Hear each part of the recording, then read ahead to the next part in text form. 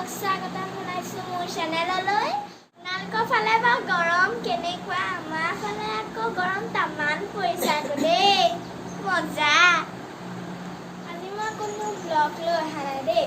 আজি মই ভাবিছোঁ এটা গানহে গাম নেকি। মই বাৰু গানৰ ক্লাছ নকৰোঁ, তেওঁ বোলো আমাৰ মানে স্কুলৰ মেমে শিকাইছে, ভাবিলোঁ মেমে শিকোৱা এটাকে আজি গাওঁচোন। ভুল হ'লে ক্ষমা কৰি দিব দেই, কাৰণ মই আজিলৈকে গানৰ ক্লাছ কৰি পোৱা নাই। স্কুলত শিকোৱা এটাকে গাম বুলি ভাবিছোঁ আৰু ভুল হ'লে ক্ষমা কৰি দিব আৰু দেই।